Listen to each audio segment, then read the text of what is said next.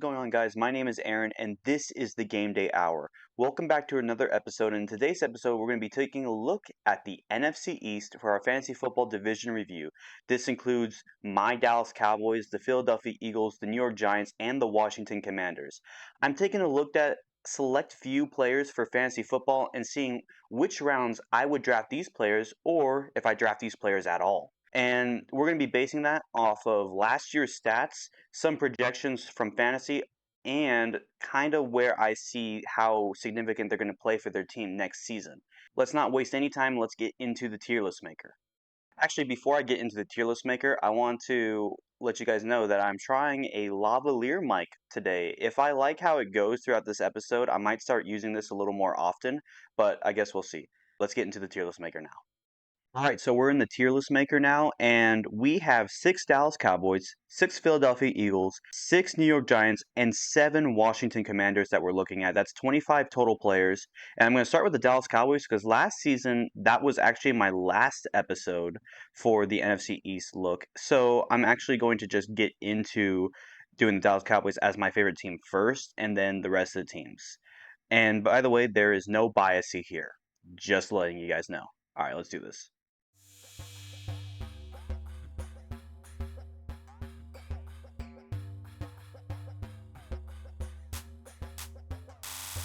All right, first up, we have Dak Prescott. Dak Prescott has been the Cowboys quarterback for a hot minute now, and last season he had 4,516 passing yards along with 38 total touchdowns, 9 interceptions, and 402 fantasy points. That was second among all quarterbacks behind Josh Allen. So it's a step up from last season. Dak Prescott definitely played a lot better, and he still has the same weapons, and his weapons are very, very good. So if I'm most people drafting, Dak Prescott is a round 3 through 5. Now, I know everybody's going to give me a lot of slack saying, oh, Dak Prescott's super high. Remember, I'm not basing this off of team success. We're doing this off of fantasy. So if you want a quality number 1 quarterback for your fantasy team, Dak Prescott is that guy. He's going to get you a lot of stats, especially if he keeps playing this West Coast offense the way he should be playing it. So yeah, he's still a very high draft pick, but not rounds 1 through 2. And the return of Ezekiel Elliott. He had 1 year stint in New England, and now he's back with the Dallas Cowboys. Last season, he had 642 rushing yards with 313 receiving yards, and also led the team, the New England Patriots, in receptions. He also racked up 5 touchdowns and 110 fantasy points. That is 33rd among all running backs. So that's somewhere in the running back 3 through 4, which means he's still somebody pretty draftable, and I still think he is that guy. However, down here, maybe if he has a good season with Dallas, he can go up higher, but as of his recent Dallas Cowboy playing days, it didn't look pretty. He wasn't that kind of running back anymore. So this is where I would see him being drafted. But since he is the best running back on this team, he's going to probably get a majority of the carries. His production might actually go up. And the next guy is CeeDee Lamb, the number 1 wide receiver for the Cowboys and the number 1 wide receiver last year. He had 1,749 receiving yards with 14 total touchdowns and 257 fantasy points. That was first among all receivers. So Lamb, as of now, especially on Yahoo Fantasy, is the second best player, and I agree, he is a round 1 through 2, a very, very high round 1 player. And I had CeeDee Lamb on my team last year. In the championship game that got me this trophy, he put up 51 points. I basically won before I got to Sunday. So CeeDee Lamb played amazing, and he's probably going to do it again this year. So this is where I would put him. And now we're going to look at Brandon Cooks. Brandon Cooks had 657 receiving yards, 8 touchdowns, and 109 fantasy points. That was 38th, so he's still in the draftable range. It's going to be really close. At times, he's going to most likely be an undrafted high free agent, but at his highest peak, he is somewhere in the late round draft picks. If you're just getting a very late receiver and other teams have just gone very heavy with receivers early on in your fantasy league, he might be pretty good for you.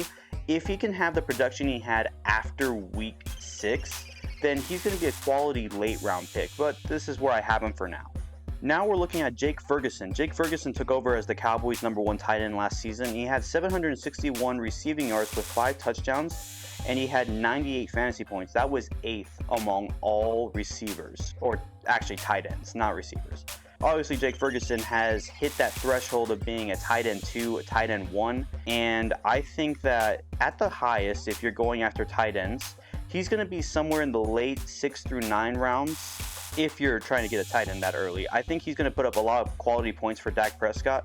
So getting him here would actually be a pretty safe pick, especially if you've already bolstered up your wide receiver and running backs while also having a really good quarterback and potentially a great defense. This is when I would say pull the trigger. But other than that, I don't know where his production is going to be because the Cowboys are also working with other tight ends, but this is probably the best spot for him. And then lastly, the dominant Dallas Cowboys defense. The Cowboys defense last year led the entire league with 220 fantasy points first, and it wasn't really that close afterwards.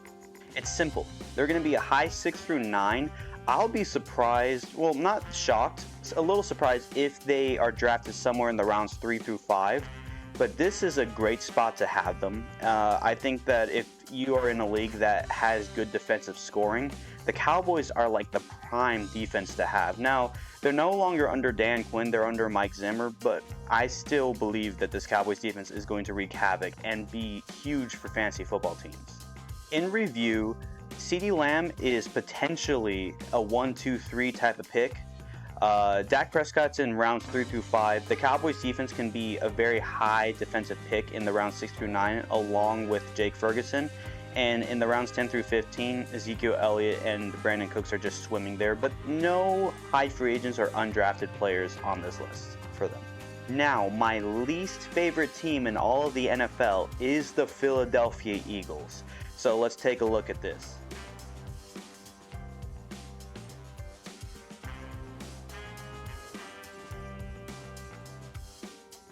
Starting off with Jalen Hurts. Last year, Jalen Hurts had 3,858 passing yards along with 605 rushing yards. He had 38 total touchdowns. 15 of them were on the ground, and I'm only trying to figure out how many of them were because of the tush push. He had 15 interceptions, which he had the most, I'm pretty sure, except for Sam Howell here in the NFC East.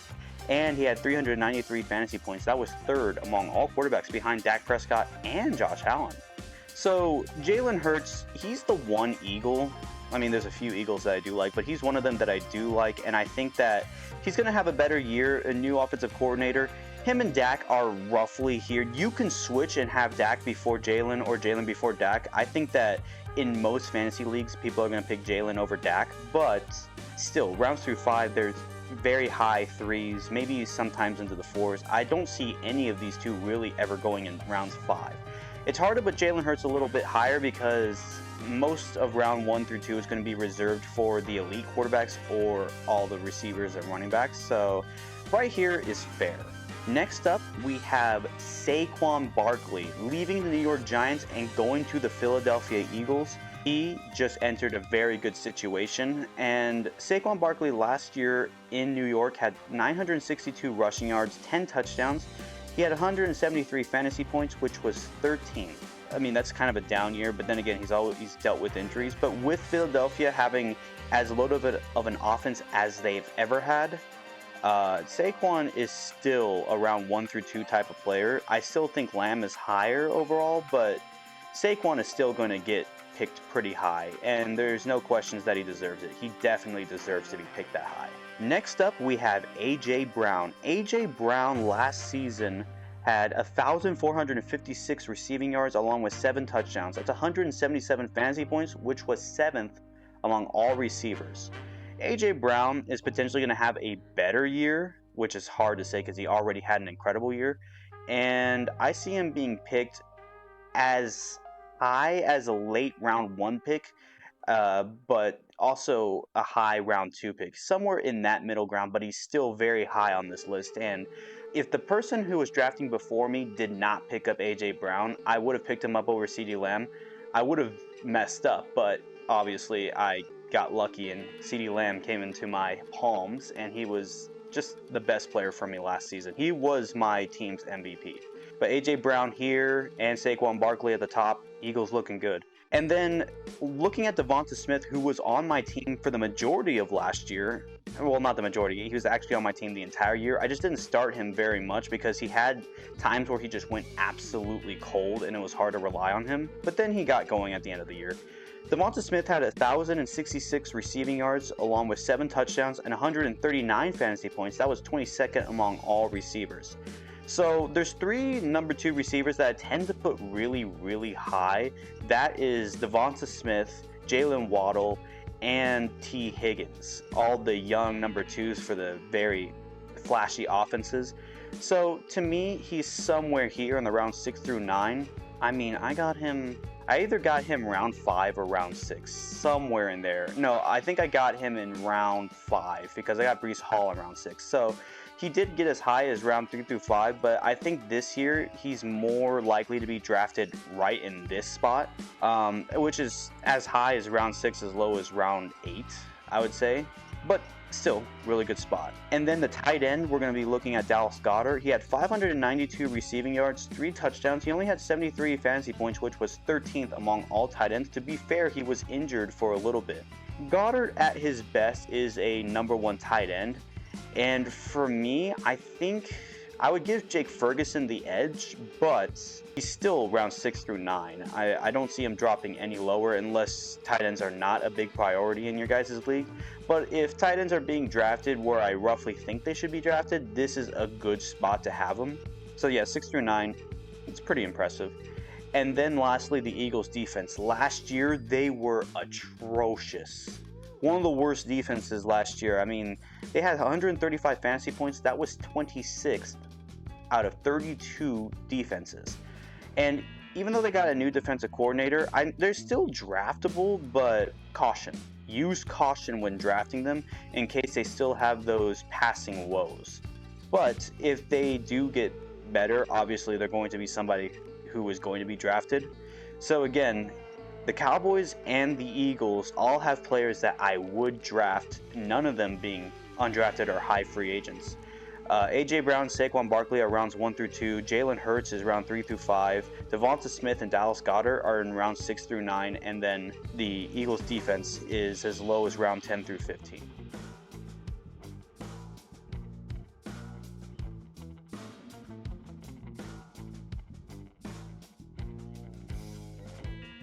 Now it's time to take a look at the New York Giants, starting with Daniel Jones, which is still a question mark. I don't know why he is still the starting quarterback, but it is what it is. Last year, he got drafted in my league before I got Dak Prescott, and that was the funniest thing that I've seen throughout that entire draft. He didn't play the majority of the games. He did end up getting injured and ended up sitting for the majority of the year. He started off last year just awful. I mean, for when he did play, he had 909 passing yards, 3 touchdowns, and 6 interceptions. That's 56 fantasy points. That was 46. That is not a draftable quarterback. That is somebody who is going to be here. Maybe if he starts to get going, he is going to be a high free agent, but I cannot see him being drafted again. So this is where I would have him. After losing Saquon Barkley, the Giants ended up getting Devin Singletary from the Texans. And last year, Singletary had 898 rushing yards along with 4 total touchdowns. That was 128 fantasy points, which was 27th. So it's pretty solid. But he has no competition because last year he had competition with Dameon Pierce. He has no competition with the Giants, so he should start getting the bulk of the carries. I'll see him being drafted somewhere in here as a reliable running back 2, 3, somewhere in there. I don't see him being a lower running back, but this seems like a fair spot, right? I mean, the Giants may have to lean on the running game if Daniel Jones doesn't start, getting back to what he was like a couple of years ago when they made the playoffs. So this is a fair spot to have him. And now the Giants got an upgrade at the wide receiver core when they drafted Malik Nabers from the LSU Tigers. Nabers last year had 1,569 receiving yards and 14 total touchdowns with LSU. So he had an incredible year. I would say that Nabers is somebody I would draft. Of of the wide receivers, there's only 2 wide receivers I would probably put over this point, and that is Neighbors and somebody who we will see in later episodes. You guys probably know who it is by now, but we'll get there when we get there. Neighbors will probably be the number 1 target for Daniel Jones, and that should be the case. I think Neighbors will put up a lot of receiving yards. How many touchdowns I think he's going to get, I have no idea. But if he gets a lot of touchdowns, he'll start to become a reliable weapon. But for now, I'll put him at the back end over here. That's still a pretty fair spot, wouldn't you guys say? And then you got Darius Slay. Last year, Darius Slay had 770 receiving yards with 4 touchdowns. That garnered 95 fantasy points, which was 44th among all wide receivers. Now, he's generally a high free agent, but somebody I would draft? Probably not. To be fair, I probably wouldn't draft him. This seems like a good spot. Maybe he is a high free agent, but he's not that impressive anymore. He's always floating around in that depth chart pretty high, but he doesn't really put up the production I'm looking for fantasy. I mean, last year he did good, but still, there were 43 wide receivers better, so it's not that impressive. Then we got Darren Waller, who played his first season with New York last season, and last year he put up 552 receiving yards and only 1 touchdown. That's 57 fantasy points. That was 20th, so still among a tight end too, and I think that his production will get better if Daniel Jones stays healthy. For now, he's a tight end 2 down here. I still think he's still draftable, but I don't want to pull the trigger on him yet because while he's very talented, remember, Daniel Jones is still his quarterback. So proceed with caution. And then lastly, you got the New York Giants defense. The Giants defense last year put up 162 fantasy points. That was 15th. So they were pretty impressive last season despite their team really being bad. I think that they're right here with the Eagles, and I put them in the rounds 10 through 15. That seems like a fair spot to have them. I mean, they do have some great talent up front, so they will cause a lot of pressure, but forcing turnovers is something I'm not acquainted to seeing very often. Maybe Giants fans will disagree. Oh well. I think right here is a good spot to have him. I guess. I mean, I probably have to see more of it, but being 15th is pretty good. That's defenses 2, so here's fine. So before we get on to Washington, the highest was Devin Singletary and Malik Neighbors in the rounds 6 through 9. The Giants defense and Darren Waller are still draftable in the late rounds, but Daniel Jones and Darius Slay, no. Not drafted. Maybe high free agents, but somebody I would not draft. And now the new exciting Washington Commanders team.